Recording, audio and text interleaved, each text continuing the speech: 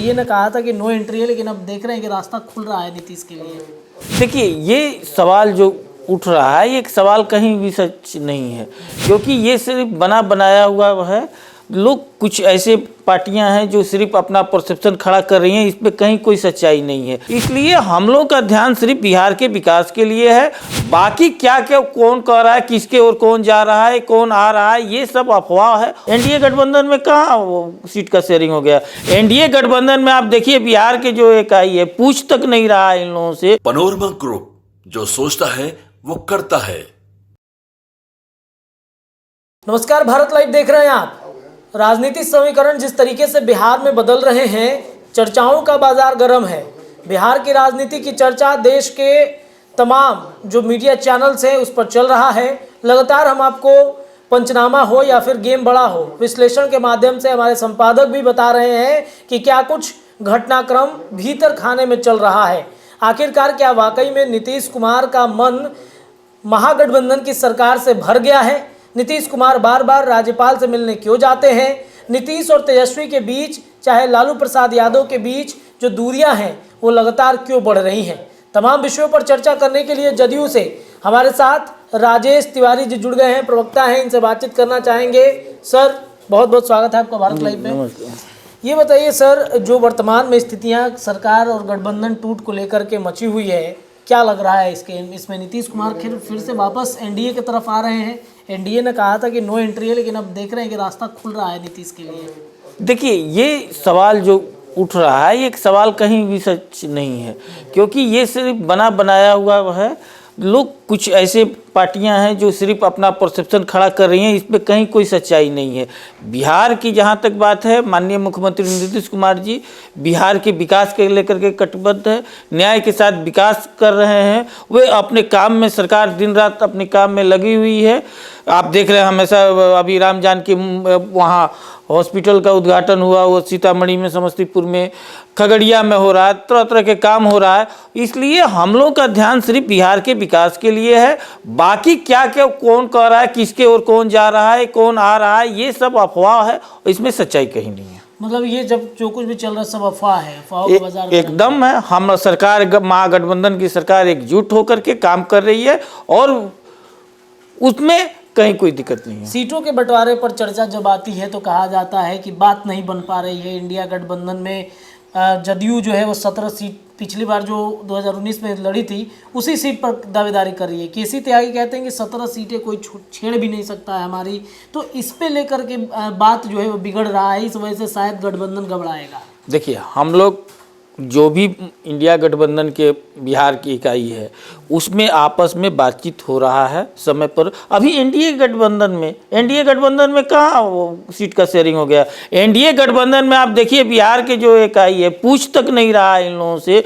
आप देखिए, अभी आप सुने ही होंगे कि दिल्ली में जो है जीतन राम मांझी, आपका ये चिराग पासवान और उपेंद्र कुशवाहा साथ बैठे हुए हैं। अब ये स्थिति हो गया है वहाँ। हमारे यहाँ तो ये सब बात नहीं है। हमारे यहाँ सभी एकजुट है, एक प्लेटफॉर्म पर बातचीत हो रही है। हम लोग सब जल्द ही इस सीटों के बंटवारा कर लेंगे। लेकिन ये जो फूट है वो, अगर सच्चाई देखा जाए तो फूट है वो एंटी गठबंधन में है, जहां इन लोगों को आपस में राय नहीं है। कोई किसी को देने को तैयार नहीं है, कोई किसी का बात नहीं मान रहा है। कोई बता दीजिए जीतन राम मांझी किसी से बात किए हों?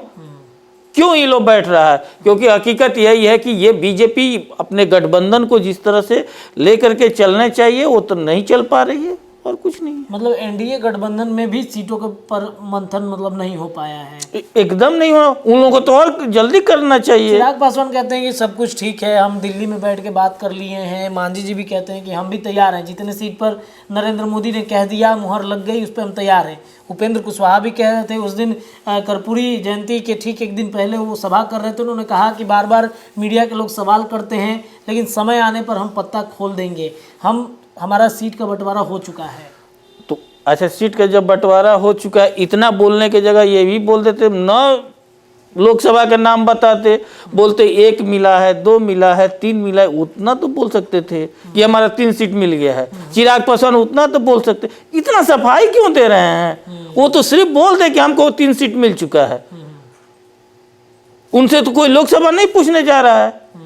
अभी तो उनसे ये भी बताने की स्थिति में नहीं है कि वो जमुई लड़ेंगे कि हाजीपुर लड़ेंगे, ये भी बताने की स्थिति में नहीं है चिराग पासवान जो है, ये स्थिति हो गया है कि वो घर के न रहे घाट की स्थिति। चिराग पासवान का ये है कि जो जिनका हनुमान है उनके राम जी उनको पूछ तक नहीं रहे हैं, तो अब वो बेचारे बेचैन हैं।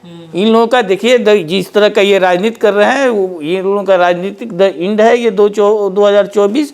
अब ये लोग छटपटा रहे हैं तो उससे कुछ होने वाला नहीं है। उपेंद्र कुशवाहा और जीतन राम मांझी भी कहते हैं कि मतलब सब कुछ फाइनल है। देखिए उपेंद्र कुशवाहा जी के तो राजनीतिक ये आईवास हो रहा है। उपेंद्र कुशवाहा जी के पहले पूछ लीजिए कि उपेंद्र जी कुशवाहा जी का पार्टी कौन सा है। आरएलजेडी है। आरएलजेडी कहाँ से है? किसी भी अगर जो राजनीतिक दल का मान्यता कौन देता है? भारतीय निर्वाचन आयोग जी उससे रजिस्टर्ड है। आप अगला महीना चुनाव में जा रहे हैं, पूछिए कि उनका चुनाव चिन्ह कौन सा क्या है। लोग को बताना पड़ता है कि ये हमारा चुनाव चिन्ह है। अब मात्र 1 महीना लगभग बचा हुआ है, उनका चुनाव चिन्ह अभी तक नहीं है, रजिस्टर्ड तक नहीं है वो पार्टी। आप राष्ट्रीय अध्यक्ष बने हुए हैं। किस चीज़ का गठबंधन होता है? दलों से गठबंधन होता है, आपका तो दल ही नहीं है। अरे हकीकत ये है कि उपेंद्र कुशवाहा ने अब वो बीजेपी के सिंबल पर लड़ेंगे। उनका अपना कोई दल है ही नहीं है। कोई दल है? मतलब आप ये कह रहे हैं कि बीजेपी के सिंबल पे उपेंद्र कुशवाहा एकदम लड़ेंगे, तो अपना उनका दल कहाँ है? कैसे ये संभव है? कह रहे हैं कि रजिस्ट्रेशन हो जाएगा, सब कुछ हो जाएगा। कब हो जाएगा? कब हो जाएगा?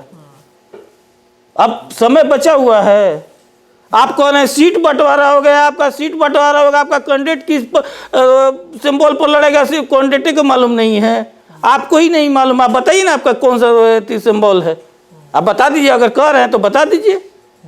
कहते हैं चुनाव आते आते सब क्लियर हो जाएगा। अरे छोड़िए ना, ये सब वो तो आज से कह रहे हैं, कहने के लिए तो बहुत कुछ कर रहे हैं, लेकिन वो हकीकत ये है कि बीजेपी ने जिस तरह से उनको गुमराह किया, जदयू से जिस तरह से वो धोखा दे करके निकले, माननीय मुख्यमंत्री नीतीश कुमार जी ने जिस तरह से उनको उपेंद्र सिंह से उपेंद्र कुशवाहा बनाया, सब कुछ दिया, मजबूत किया, लेकिन इनका काम क्या है? जिस तरह से पद लालसा में तो वो हाथों तर से गया, लातों तर से गया, वही स्थिति हो गया है आज उपेंद्र कुशवाहा जी का जो स्थिति है, आप देख लीजिए।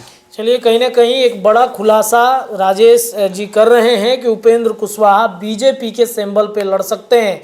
पार्टी का ना तो रजिस्ट्रेशन हुआ है, ना ही कुछ भी मिला है, और बिहार में सरकार जो बदल रही है इस पर भी कहीं ना कहीं इनकी चुप्पी इस तरफ इशारा कर रही है कि कुछ बड़ा खेल हो सकता है बिहार में। फिलहाल इस खबर में इतना ही। तमाम चर्चाएं लगातार दिन भर होती रहेंगी। जुड़े रहिए हमारे चैनल के साथ। धन्यवाद। पनोरमा ग्रुप, जो सोचता है वो करता है। अगर ये वीडियो पसंद आई और वह बिहार के राजनीति और बिहारियत से सरोकार रखेनी तो सब्सक्राइब बटन दबा के चैनल के सब्सक्राइब कर ली।